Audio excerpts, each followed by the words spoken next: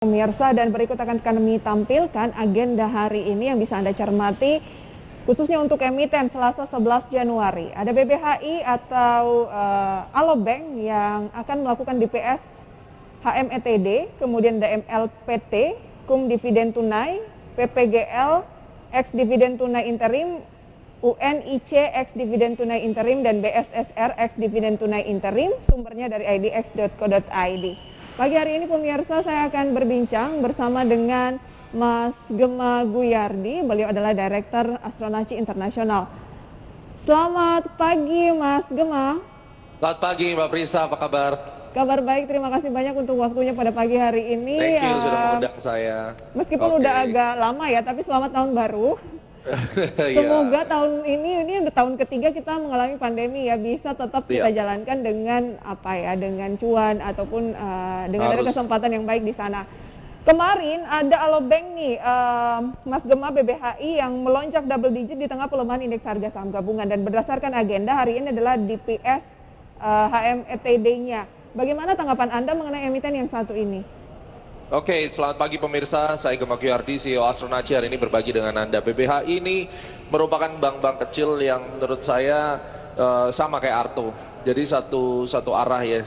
Secara tren dia memang lagi bullish banget. Jadi dengan adanya kenaikan yang ekstrim kayak begini dan hari ini ada meeting ya, maka biasanya akan jadi take profit momentum.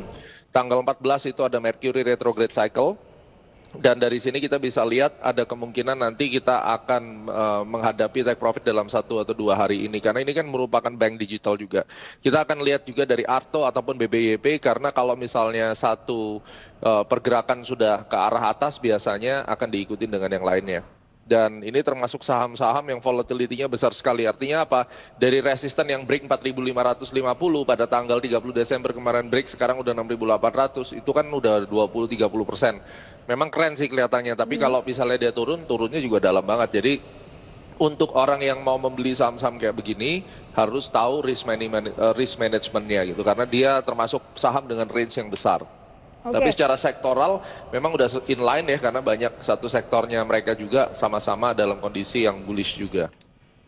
Jadi strateginya seperti apa bagi yang sudah memiliki? Yang sudah memiliki dengan harga, kalau mereka adalah swing trading dan sudah dapat di atas 15%, dan tidak berkeinginan untuk memegang dalam jangka waktu yang lama, maka saya rasa 15-25% itu merupakan angka sweet spot untuk kita bisa melakukan take profit gitu. Dan kemudian kita switch ke saham-saham bank digital lainnya yang belum naik, misalnya kayak BBYB itu kan belum baru koreksi ya. Pada saatnya nanti dia kalau naik sampai 4.300, ngejar saham-saham yang lain, itu bisa jadi pilihan atau salah satu strategi switching misalnya. Oke, lebih baik switching bagi yang sudah memiliki dan sudah gain ya, gitu ya? Atau setelah take profit dia tunggu lagi, buy on weakness lagi. Gitu. Di level berapa buy on weakness-nya? Kalau kita lihat BBHI sekarang ya, dari harga sekarang, kurang lebih buy on weakness nanti di 4.600 sampai 5.000, kurang lebih di situ. Masih harus nunggu dulu berarti, Mas Gema ya? Ya, tapi jangan melihat bahwa ini jauh banget harganya, enggak, karena memang satu candle-nya dia sekali naik bisa 15-20% gitu. Dan ingat kalau turun juga Anda akan diseret 15-20% juga. Oke. Kenaikannya 1 tahun terakhir sangat luar biasa, 3.271%. Oke.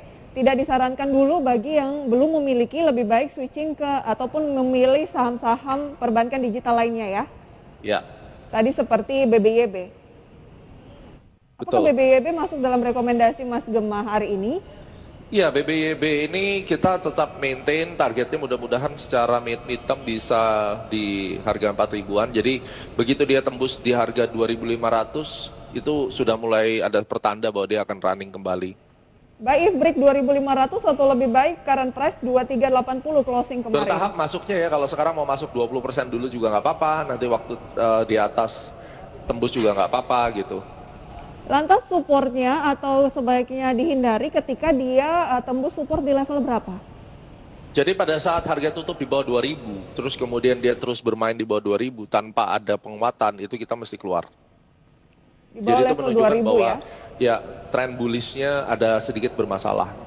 Oke, 6 bulan terakhir juga lumayan menarik, 295,62% dan saat ini sedang koreksi, jadi menurut Mas Gema lebih layak dicermati dibandingkan dengan BBHI ya, bagi yang belum punya. BBHI juga boleh-boleh karena dia memang masih tren bullish. Cuma kan jangan sampai nonton acara kita ini terus tiba-tiba langsung hari ini hajar kanan. Nah, nanti kalau giliran dia diseret 20% pusing gitu. Oke, baik. Kemudian Akra Korporindo atau AKR ini akan stock split 1:5. Kumnya hari ini 11 Januari 2022. Menurut Anda cukup akan menarik nggak untuk AKR Korporindo stock split ini? Sideways saja sih sebenarnya, nggak akan terlalu berpengaruh bagaimana gitu. Anda sempat mencermati Akra juga nggak, Mas Gema? Ya, Di 4.300, kemudian benar. 1 tahun terakhir 27% kenaikannya. Betul, cuma kan memang cara mainnya sangat-sangat lambat sekali. Oke. Jadi kita akan lihat ya, dengan kondisi sideways seperti ini, saya bisa tarik garis diagonal sebenarnya. Kalau misalnya kita tarik, begitu dia di atas 4.400 itu baru akan running lagi gitu. Sekarang lagi bikin symmetrical triangle dia. Baik, jadi agak pelan gitu ya dibandingkan Ya, dengan saham-saham yang betul. pelan. Ada yang lebih cepat, kenapa kita harus tunggu yang pelan gitu ya? Iya, betul. Dan sektornya kan Akra ini kalau kita lihat ya, dia itu sektor yang sangat tergantung dengan urusan oil. Jadi dia bukan main sektor, dia adalah dependent gitu. Jadi dia bergantung pada sektor yang lain. Sedangkan kalau misalnya banking, dia ya mainnya gitu. Terus batu bara dia mainnya. Jadi kayak leadernya gitu. Oke, Mas Gema, sentimen yang masih diperhatikan oleh market lebih ke mana sih? Kalau saya perhatikan gitu ya, lebih ke data inflasi Amerika dan kenaikan suku bunga yang menjadi fokus eh, suku bunga The Fed gitu ya. Bagaimana Ya. tanggapan Anda mengenai hal tersebut dan pola IHSG saat ini bisa dikatakan sedang koreksi minor atau justru masih konsolidasi? Kalau kita lihat IHSG dari zaman awal, dari tahun 2020, sebenarnya Astronaci kalau Anda ikutin 2020 kita sudah bikin outlook bahkan sampai 2022. Itu bedanya keilmuan Astronaci ya, kita view-nya bisa sampai 2 tahun dan analisis kita yang 2020 masih kita pakai roadmap-nya, eye of future-nya. Dari situ terlihat bahwa kalau masih ingat di 2020 saya gambarkan 2022 kurang lebih nanti kuartal 3 itu COVID sudah mulai reda di Indo walaupun ada Omicron dan seterusnya. Sekarang nih lebih awal datangnya yang isu-isu flurona dan seterusnya, tapi itu dampaknya akan minim lah dibandingkan sama Delta dan itu terlihat dari gambar pola pergerakan IHSG yang mana kita lihat konsolidasi 2020 sampai 2022 itu harus diakhiri di kuartal 3 2022 sampai nanti di 2023. Artinya target price di 7 ribuan itu bisa tercapai untuk IHSG di era sekarang. Nah, kalau kita perhatikan secara global, apakah indeks kita ini akan terpengaruh oleh Amerika? Tentunya pasti iya, tetapi pengaruhnya bukan ke bearish tetapi ke sideways besar lagi. Ya, itu hingga kuartal 2 2022, setelah itu lanjut running. Target kita 7.200. Lalu kemudian kita perhatikan Amerika. Saya kebetulan 2 bulan terakhir itu mondar-mandir Amerika terus, dan yang saya amati dari Amerika adalah saya di California, saya ada di beberapa state. Saya di California, saya di Missouri, di St. Louis. Jadi saya keliling sampai ke Orlando di Florida.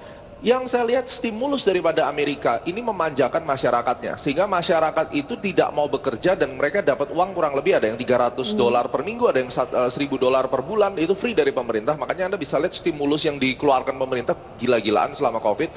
Dampaknya adalah perusahaan-perusahaan sekarang bingung, job hiring di mana-mana, tetapi masyarakat nggak mau kerja.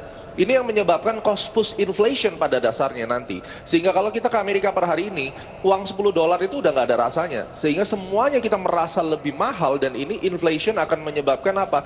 Nantinya daya beli masyarakat menurun, kemudian krisis hutang, dan another debt crisis berulang. Tetapi prediksi saya ini sekitar 3 tahun lagi baru akan datang bubble-nya. So, kalau dikatakan apakah akan tapering itu pasti. Tetapi the Fed selalu hawkish saat ini, itulah ciri-cirinya Demokrat. Selamanya Demokrat selalu begitu. Dan ini hawkish kemungkinan sampai bulan Maret akan menyebabkan US dollarnya bermain di situ. Ya sideways saja. Dan kemudian yang akan kita lihat, apakah interest rate akan dinaikkan? Most likely ketika inflasinya nanti mencapai level yang sudah tidak menguntungkan, nanti interest rate akan dinaikkan. Karena kalau kita menaikkan interest rate itu harus lihat dari GDP Amerikanya sudah cukup tahan nggak kalau interest rate-nya dinaikkan. Itu yang menjadi concern, tetapi apakah akan berdampak negatif bearish sampai misalnya Dow Jones minus 10%, itu mungkin baru 2 tahun lagi Anda akan lihat seperti itu. Jadi apa yang harus dilakukan untuk mengantisipasi hal tersebut? Oke, cara antisipasinya adalah kita akan tetap melihat bahwa posisi saham Indonesia itu sudah mulai independen, sudah mulai punya karakter sendiri. Paling tidak sampai nanti dia menembus 7 ribuan. Karena kita termasuk market yang delay dalam all time high-nya dibandingkan dengan market yang lain. So, pada saat kita tahu ada hutang di level 7 ribuan yang harus dicapai karena market yang lain sudah duluan, artinya indeks kita akan bergerak independen regardless apapun yang terjadi di market luar, dia akan menyelesaikan satu cycle-nya dulu. Dan kita akan sibuk dengan kasus-kasus internal kayak batu bara dan seterusnya. Oke, jadi peluang dari indeks harga saham gabungan saat ini adalah tetap on the track untuk all time high ya. Harusnya ya, betul. Supportnya di level berapa dari Astronaci?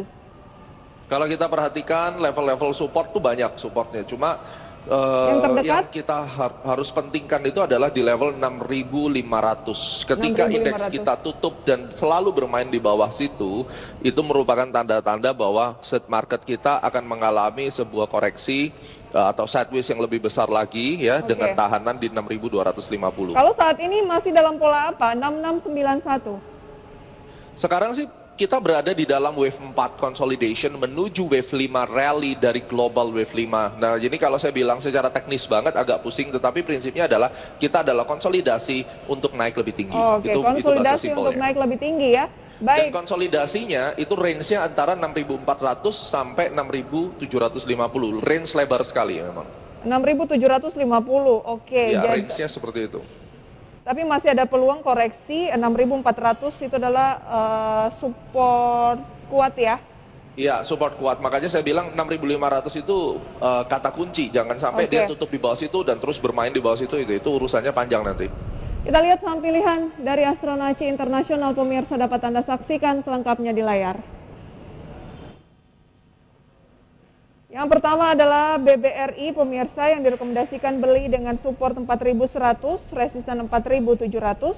Harum direkomendasikan beli dengan support 9.875, resisten 11.800. BBCA beli dengan support 7.150, resisten 8.550, dan Tekim direkomendasikan buy dengan support 7.400, resisten di 9.050. Nanti akan kita